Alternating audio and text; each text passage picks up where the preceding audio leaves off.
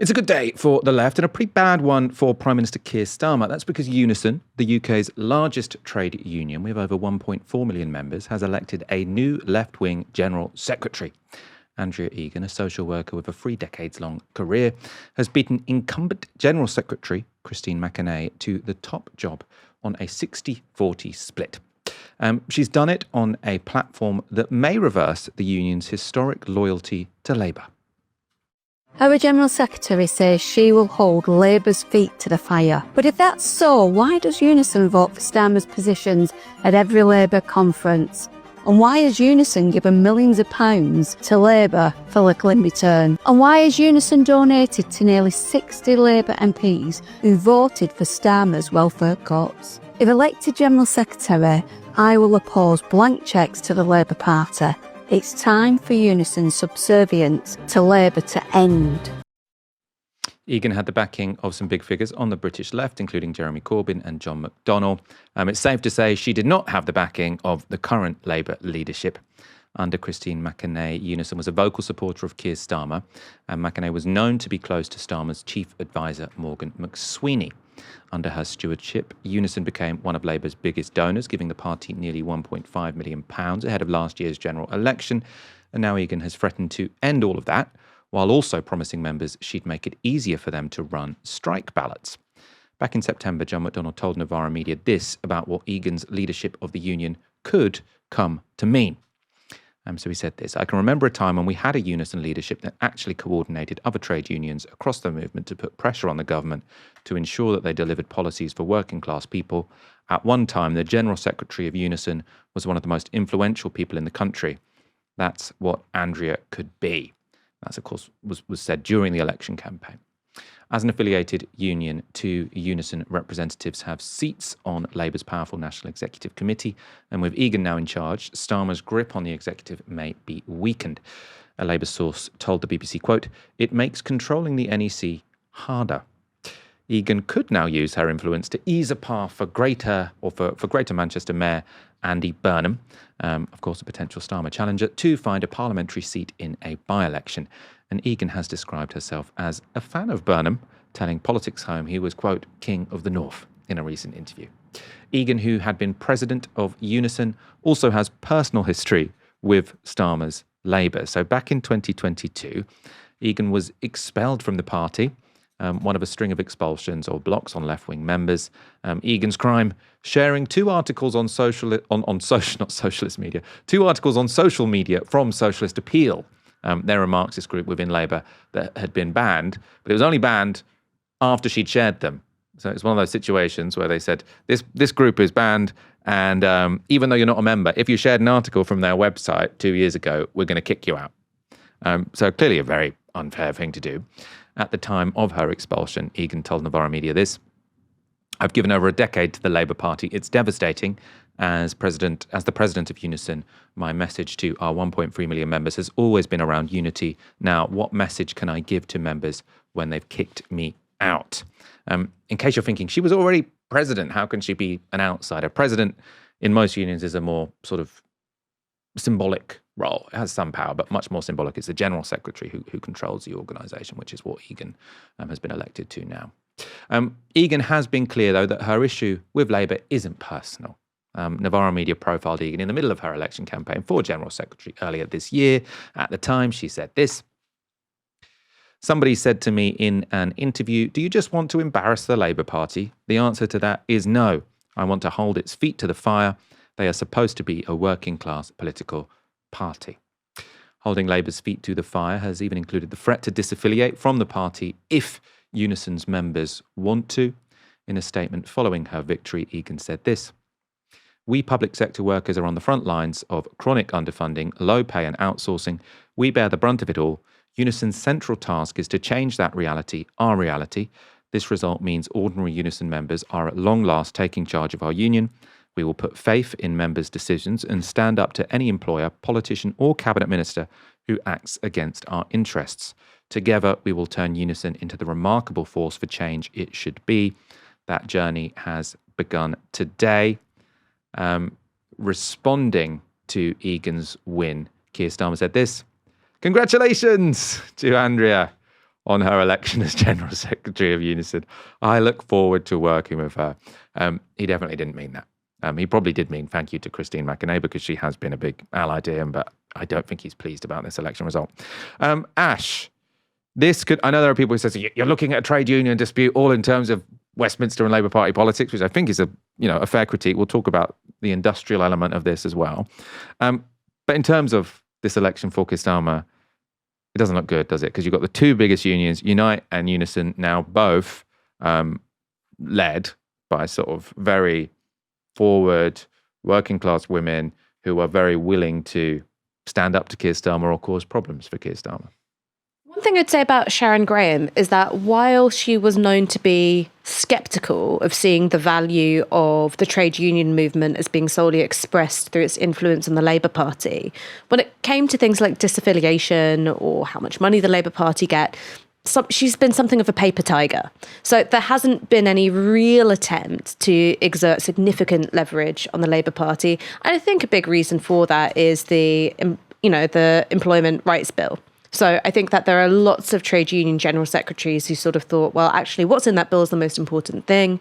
That's going to be the focus of the trade union movement in terms of applying pressure to Labour in its first year or two in office. And then afterwards, we'll see. I think when it comes to Andrea Egan, things might be a bit different. One is, of course, the Employment Rights Bill has gone through. The second thing is that it is quite personal if you've been expelled from the Labour Party. Now, obviously, as General Secretary, she's accountable to her members. It's not a dictatorship. These are democratic institutions. But I think it demonstrates quite neatly the short-termism of the Keir Starmer / Morgan McSweeney model of party management. So trying to deal with what they see as, troublesome left-wingers in the Labour Party through the means of expulsions is that presumes that there's nowhere for these left-wingers to go, which could possibly pose a threat to the Labour Party. Now, I think 2020, 2021, 2022, that's broadly true. There isn't really a political home for the left. And I think that the gamble that was being made there was like, okay, well, fine, go join Socialist Appeal or whoever it is if you want. You can't really touch us. Now, the circumstances in 2025 are really different. We're going to talk about Jamie Driscoll in a minute, but in a way, I think that these stories mirror each other somewhat. Here's someone who's been booted out unceremoniously by the Labour Party, who's now found themselves in a position where they've got a greater ability to challenge Labour. So obviously, Morgan McSweeney, Keir Starmer, you could say, well, who could have seen the success of the Green Party and Zach Polanski coming? Who could have seen your party coming? But when it comes to the trade union movement, that certainly starts to look a lot more like McSweeney and Starmer were taking it for granted.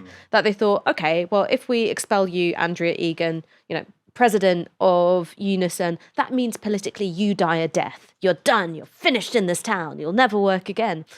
Obviously, that's not true. And so when it comes to the seats on the NEC, or obviously the union dues that, Labour gets a share of, that's significant leverage. I don't think that they would have considered it all that seriously in 2022. And do you think kicking out, we've said this a number of times, but kicking out all those people was an own goal? Because Labour could, obviously we've got loads of beef with this Labour government, but they could have a story to tell about organised labour. So they've just passed, it's just become law yesterday, I think, the Workers' Rights Bill, which was watered down a bit. I was talking to Dave Ward from the CW earlier today. They've been campaigning on this for years. And he's saying it is the most significant legislation on workers' rights in a generation, right? You get rights to unfair dismissal from 6 months instead of 2 years. Big change. Now, unions have a right to go into workplaces. Owners, bosses have to tell workers about unions. There's going to be sectoral bargaining in for adult social care workers, which people have been sort of, that's fairly radical in terms of sort of the British trade union relations. And they could be making a big argument about this, but because they've made so many enemies on the left, they're getting zero credit for it. And everyone hates them because they've raised, if they'd said we're raising taxes because actually we're a soft left, sort of one nation kind of organisation, but in fact they said we hate the left, but we're also going to raise your taxes. And now everyone hates them. I mean, so 2 points. The first thing is that for all of McSweeney's purported tactical genius, is that he forgot about the very simple fact of what I like to call the tent doctrine. This person who you are going to kick out of your tent, are they going to be more hassle to you pissing into it, or would you prefer them pissing out? And that's one of the things about political party membership, is that yes, it's a form of influence, it's also a form of discipline, right? There are constraints when you join a political party, both formal constraints and also informal ones. One's about not wanting to, destroy your connections or your influence too soon. And that's also a part of party management. So that's the first thing. They forgot about the tent doctrine. The second thing, and this is to your point about the sort of unique, I suppose, incompetence when it comes to doing politics, is that I think that there are comparisons between the Employment Rights Bill and the budget, right? So in the lead up to the 2025 budget, you've got Rachel Reeves doing all this signalling of like, ooh, income tax, is it going to go up? Ooh. And then doesn't put up the headline rates of income tax, but freezes the threshold, so it's sort of a sneaky form of it. And you end up with this weird worst of all worlds, which is you've got a reputation as a high tax budget. People have been saying, oh, you don't keep your promises, even though technically they did keep this one. And last of all, you don't get the credit for the good stuff that you did do, like freezing, rail fares or scrapping the 2-child benefit cap.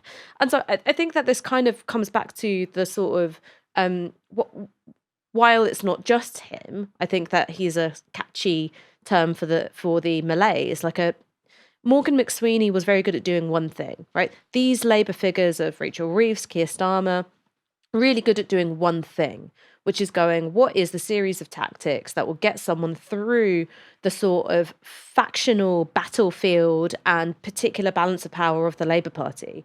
That's a theory of the Labour Party. It's not a theory of the state, and it's certainly not a theory of governance.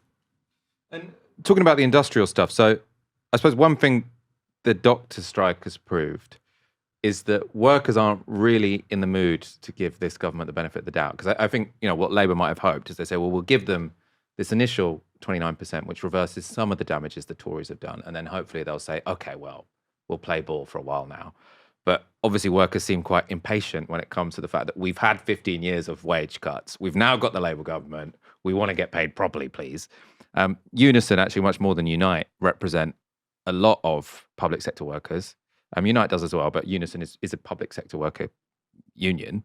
And that could be a real problem, right? If you've got people, obviously a trade union wouldn't say we're going on strike because we've now got this militant general secretary, but clearly it does set the tone, and you are more likely to have a confrontational approach when the leadership is willing to give the government a bloody nose.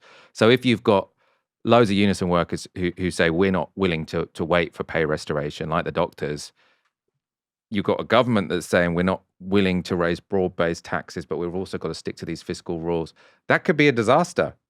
Well, if you just take the example of social workers, right? So when you look at the lost pay for social workers, but also look at the increase of their workload and the worsening of conditions, what you have is a sort of resident doctor story in miniature, only without beginning from the point of more comfortable, more middle-class pay packets.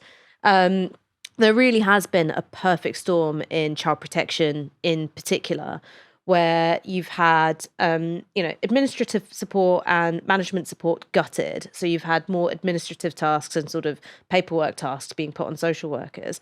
And despite there being clear guidelines for how many cases a social worker is supposed to have at a time, a massive increase of their workload. And I do think that political cultures shift, right? And they move. One of the things that we were discussing while the interview was being played is that between 1975 and 2014, from what I can see, there weren't any doctor strikes in the UK. And part of that is because, you're in a period of pay growth for doctors. That's an inherently optimistic thing. But, militancy in one sector can often start moving the sort of disposition in another. And I think that while you've had the attitude amongst many social workers that we don't really want to go on strike because that puts kids at risk, is that once things start shifting a bit with the BMA, and it's like, well, if doctors are doing it, could set off a whole chain reaction across the public sector. Yeah, which is going to be very difficult for the government. Whoever takes charge, even if Keir Starmer goes, and even if Andy Burnham does manage to get a seat, what did you think of the idea that they were... So that, But on that, just very quickly. Sorry, go on. So very, very quickly on that, I think, politics is a game of vibes as much as anything else. And the thing is that you've got Keir Starmer coming in being like, I'm going to be really right-wing, right? So the tone set by Keir Starmer after he becomes Labour leader is absolutely fuck the left, right? I don't want to be seen as one of these, namby-pamby, soft on the left, soft on the unions, soft on social progressives kind of people. So then even if you're doing fairly sizable public sector pay awards in your first year of government, which is what they did do, but you're sort of signalling to, the Sun and the Times, whoever it is, like, no, I'm actually really hard-nosed, you end up not getting the credit for it. And I can imagine a world in which, Andy Burnham or Angela Rayner or somebody comes into government. The substance of their public sector pay awards isn't very different, but the rhetoric and the sort of, the vibes around it are, and you end up getting a really different series of responses. I just wanted before we move on to our next section, as our identity politics expert, who's written a book about it. Andy Burnham, the latest news in the New Statesman this week is that the NEC might not let him stand because currently 54% of Labour MPs are men and 46% are women. So they must only allow a woman to stand. Nothing at all to do with the fact that Andy Burnham wants to be leader and challenge Keir Starmer. It's just their absolute faith in 50-50 gender parity. Don't you remember when the sort of post-Corbyn leadership race was happening and it was Keir Starmer versus Rebecca Long-Bailey and all the people who'd been like, oh, the problem with Jeremy Corbyn is that's yet another man in Labour history, when it's like, okay, well, like, here's a woman running for Labour leader. They were like, the feminist choice is to vote for Keir Starmer. So, principles, they're flexible and they can serve whatever purpose you need. Yeah, well, some people suggesting, Egan winning in Unison could potentially smooth the path of Andy Burnham.